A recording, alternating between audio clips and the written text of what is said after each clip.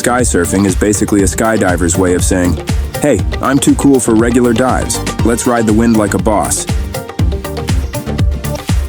Picture this: athletes riding the airwaves with boards strapped to their feet, because walking on clouds is so last season. It's like surfing, but with a serious altitude upgrade and a view that makes your Instagram followers jealous. Who needs the ocean when you can ride the clouds? Mother Nature, you've got some competition up there.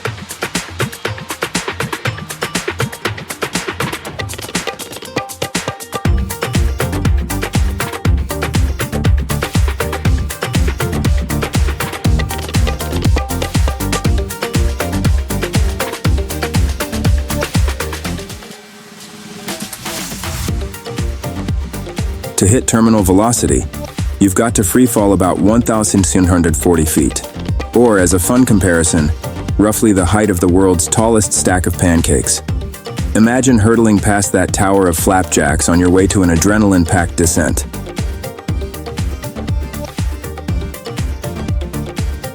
Jumping below 2,153 feet? It's like strolling into a coffee shop known for its turbocharged brew and asking for decaf. Why even bother? Go big or go home, right?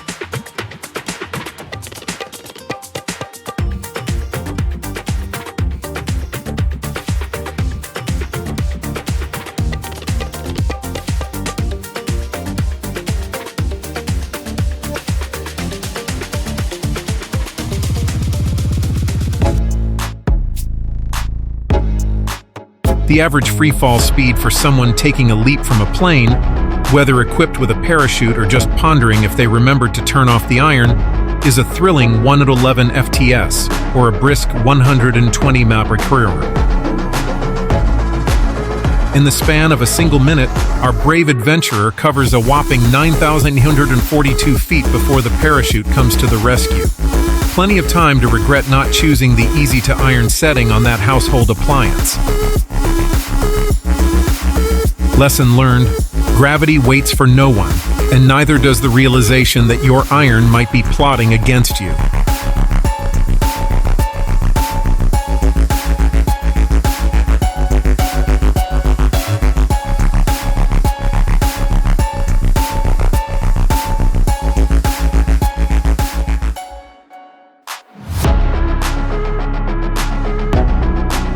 Picture this: taking the leap from just over 16,000 feet, your parachute acting like it's playing hard to get, touching down at 43 mph and casually breaking a leg. The stuff of adventure legends. Even if one parachute decides to go rogue, or both in a cosmic oopsie, a semi-open chute works wonders. It's like slamming the brakes on a roller coaster. Surviving at 43 mph might not earn you a cape, but hey, kudos to defying gravity with a rebellious parachute. And by the way, that's around 5,000 meters. No intergalactic jumps here.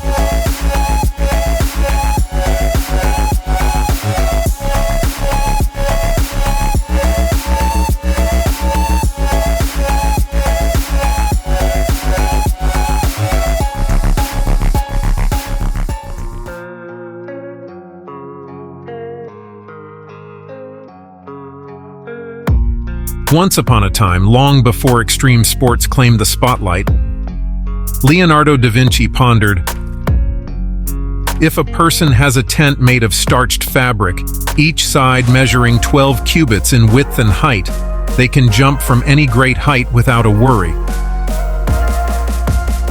Well, apparently, Leonardo wasn't considering life insurance.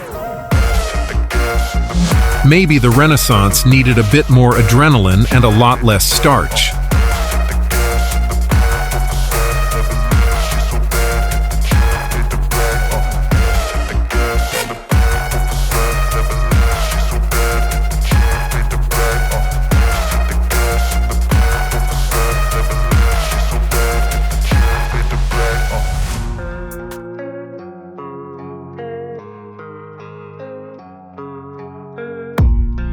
In 1912, pioneering adventurer Albert Berry decided to add a dash of thrill to his parachute game by attempting the first ever jump from an airplane.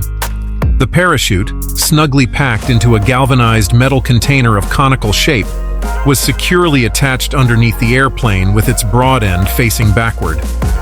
2 ropes were connected to the funnel, extending to a trapeze equipped with leg attachments. Barry descended to this unique setup, flipped the container downward, maneuvered along the fuselage to the tail, donned the harness and boldly stepped into the sky. As he descended, the parachute gracefully unraveled from the container, and after a suspenseful moment, it gracefully opened up.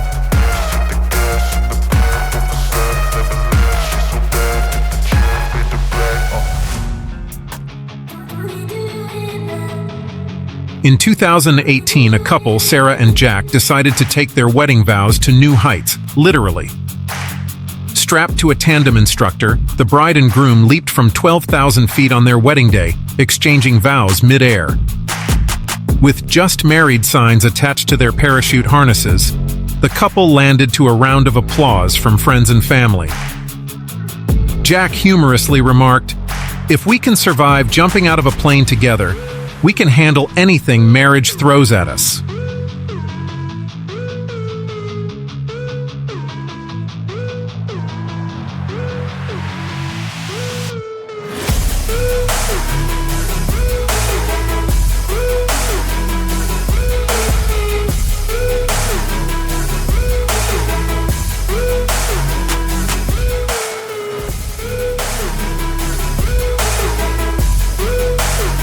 Captain Joseph Kittinger was once celebrated as the boldest skydiver, taking the plunge from an astonishing 102,800 feet.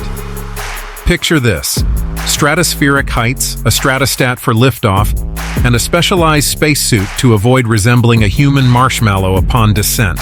But then along came Felix Baumgartner, the daredevil who declared, "Hold my Red Bull," and leaped into the abyss from a jaw-dropping 127,152 feet.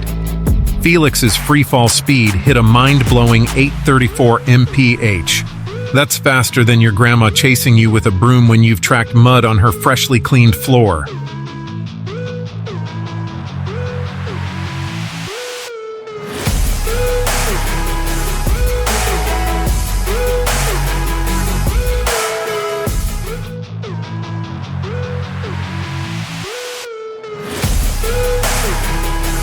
In 2014, a group of skydivers in California decided to add a festive twist to their holiday celebrations. Led by John Reno, aka Skydiving Santa, the team organized a Christmas skydiving event, delivering presents while free-falling at 120 meters. With elves in tow, they descended from the skies with gift bags in hand, spreading holiday cheer 12,000 feet above ground. The event became an annual tradition, combining the thrill of skydiving with the joy of spreading Christmas magic. As John likes to say, why slide down chimneys when you can fly into the festivities?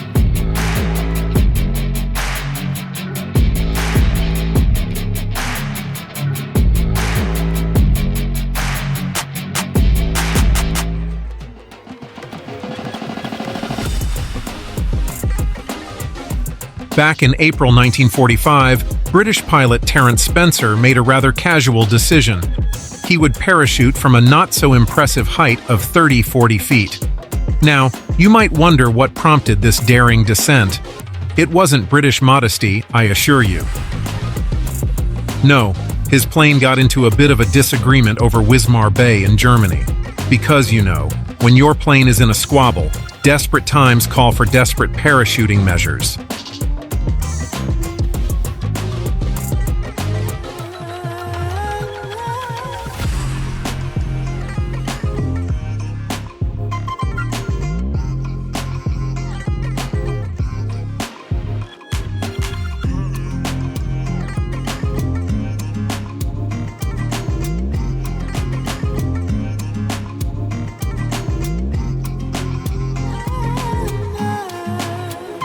Introducing the wisest skydiver in town, George Moyes.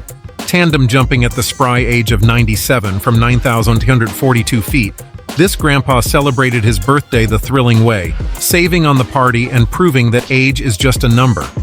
Who needs cake and candles when you can free fall into another year of wisdom?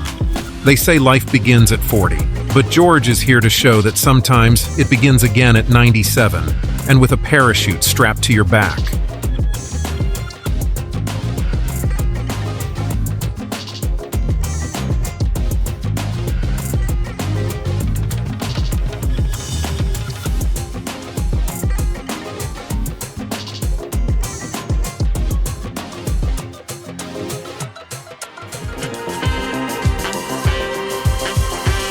In their valiant attempt to secure a Guinness World Record in 2007, the ingenious minds of Japan concocted the heart-pounding banzai jump.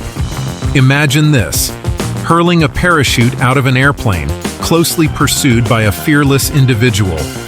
The kicker? They've got to chase down that parachute, suit up, and unfurl the canopy, all before hitting a critical altitude. It's like turning a parachute jump into a high-stakes game of extreme catch. Not for the faint of heart, but perfect for those who believe that gravity is just a suggestion.